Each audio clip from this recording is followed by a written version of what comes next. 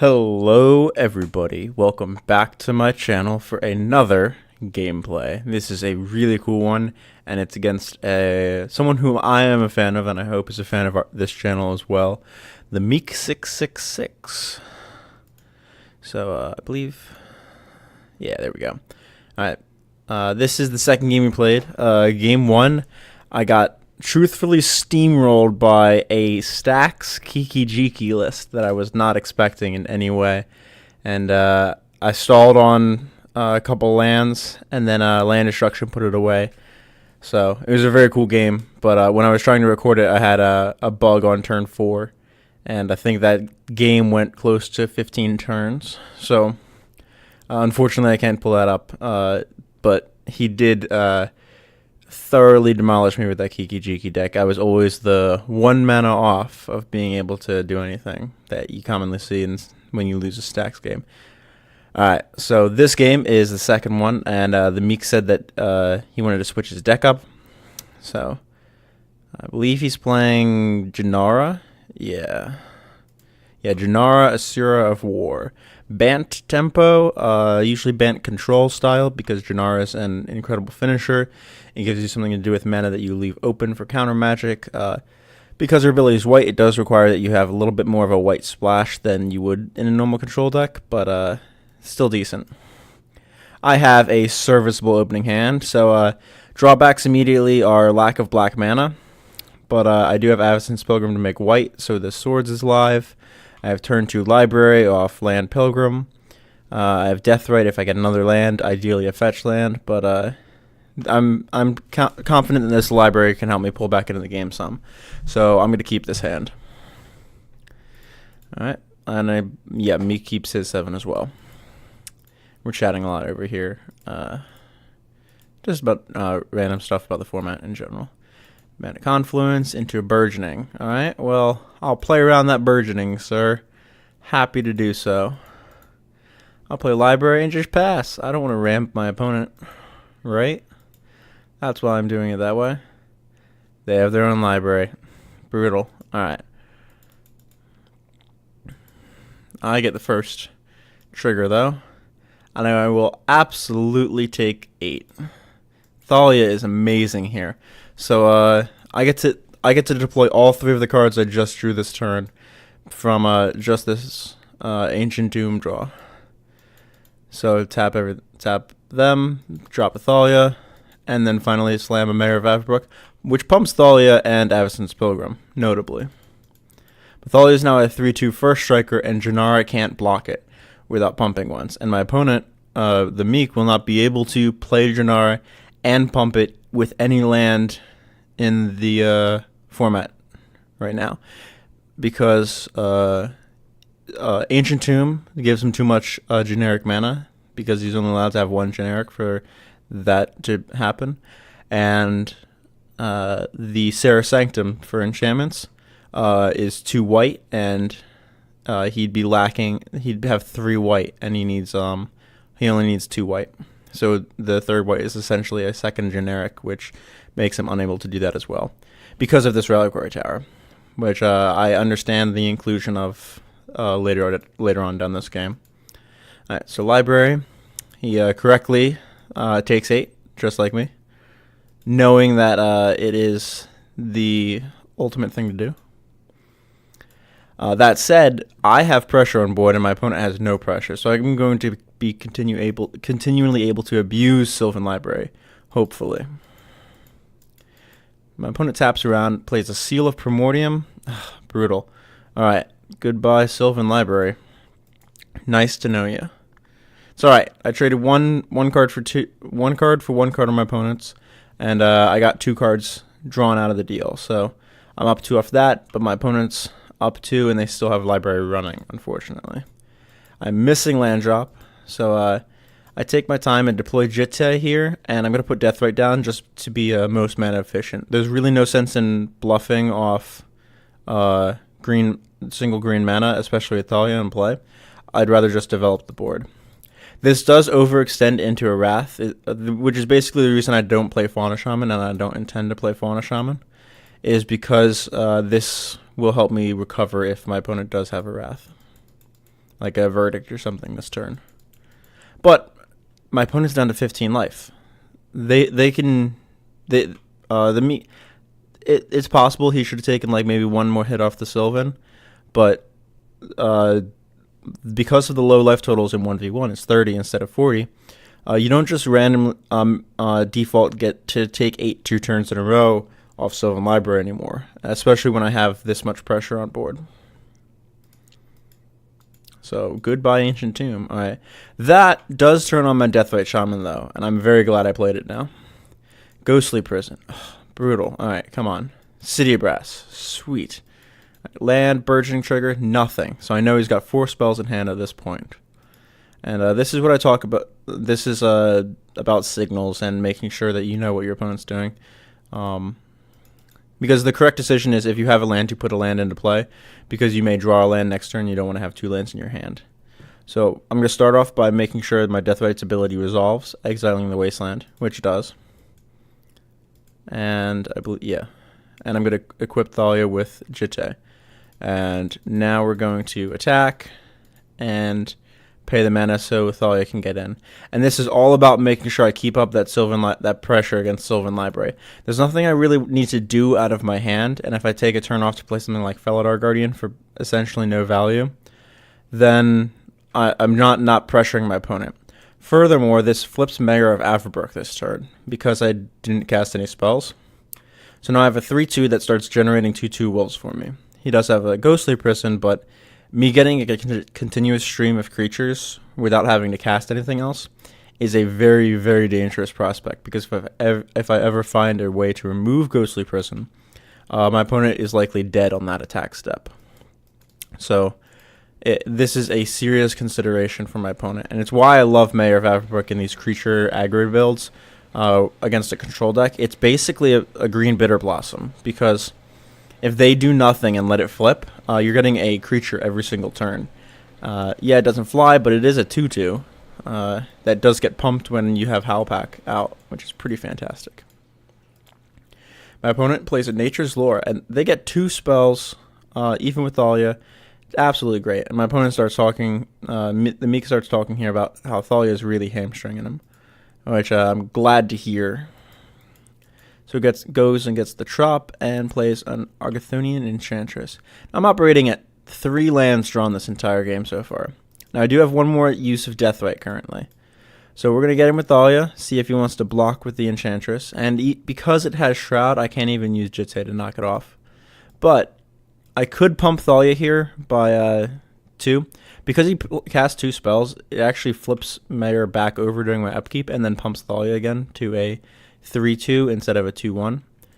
So I could pump and go for 5-7 damage from their 10, I believe. Yeah, and put my opponent to 3 here, but I wouldn't have counters on Jitte. So it might have been correct to do that, though, seeing how this next turn plays out.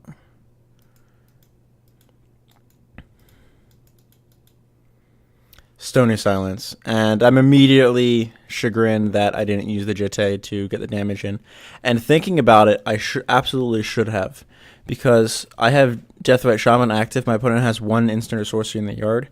All I have to do is swords one of my own creatures, and I have a second target for Deathrite Shaman to be able to use his ability and just kill my opponent from 3 life. So I pick up 2 life here, or 4 life here, and I leave the other 2 counters on Jitte, so that way if I remove Stony Silence, I do have a way to gain life or interact with things without having to get a combat step. I think for a sec about slamming the Carpet Flowers because it's mana that I just picked up, and I decide I'm going to hit with Howlpack Alpha this turn instead, because it's 3 damage and this is 2 damage because I do have this flipped. Now, I use Deathrite here and exile the Ancient Tomb. I didn't jump launch of a turn. So I exile the Ancient Tomb in trade for a Carpet of Flowers. And the reason I do this is because I'm trading the 1 Deathrite activation for continuous access to Carpet of Flowers mana. So I'm trading 1 mana source for another, and this is continuous. This is not. Essentially is what I'm doing here. So I'm okay with it. My opponent is unable to use Sylvan, so now they have a top during their upkeep, basically. is how Sylvan's working for them.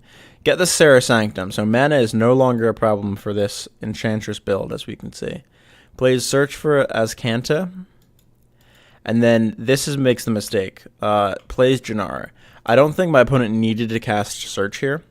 But because the Meek played Jenara and Search, it will flip Halpak Alpha back and allow me to attack with a 3-power first striker rather than a 3-power non-first strike.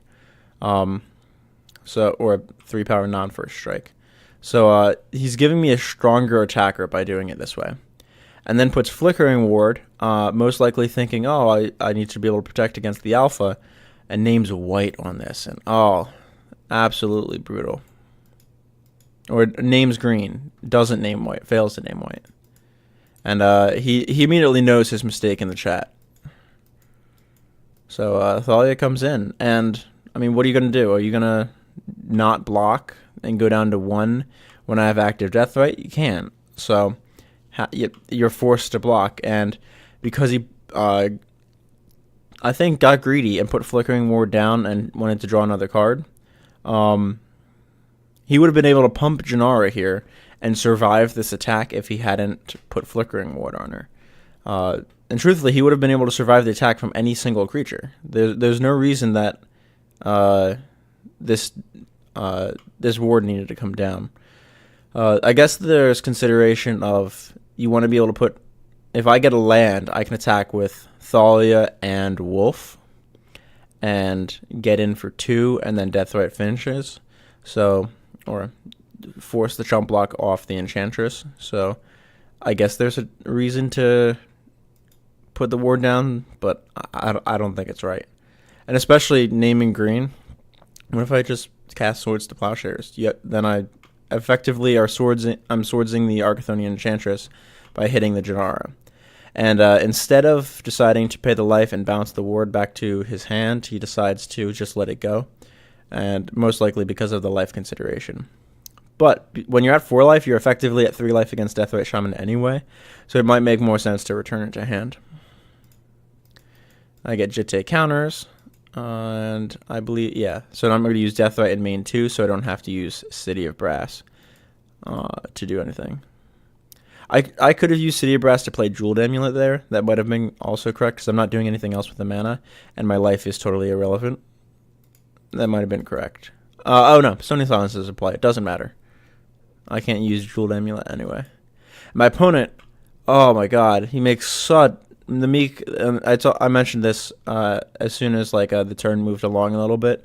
He makes such a brutal misplay here. So with Search for Azcanta, beginning of your upkeep, you look at the top card of your library. You may mill it. If you have 7 more cards in your graveyard, you flip it, and when you flip, you get a non-creature, non-land impulse on a land.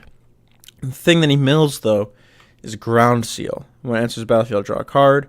Cards in graveyards can't be the target of spells or abilities. Deathright Shaman has to target the instant or sorcery in the graveyard, so he would have been able to put Ground Seal into play on this turn and stop Deathright, forcing me to win in combat zone. Now, granted, I still have a large board presence. I could just pay 4 mana and push 2 creatures and then say you have to double chump, but at least this solves the immediate issue of Deathright Shaman, a specific creature. And then you can address the bigger issue of other things.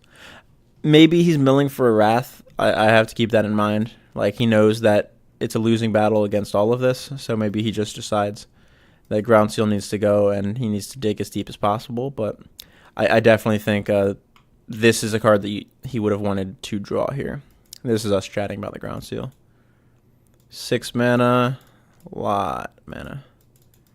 Green Sun Zenith, and he goes for a Verundan Enchantress, which I guess the GSD is in there for that, but there were a lot of better options that he could have done off Green Sun Zenith. I don't know which ones he's running in the deck. I don't remember. We talked about the deck after this, but I don't think this is where you want to be, because you're essentially paying 4 mana for a 0/2 chump blocker. That's going to draw you a couple cards. Seal of Cleansing. Alright, gets 2 cards.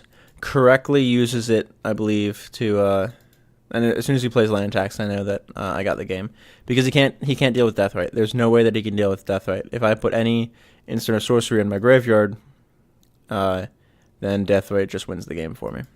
And it's true. He may have milled Groundsteel thinking I don't have an actual target for Deathrite Shaman, but that's such risky business to be able to do that and just assume that nothing else is going to happen.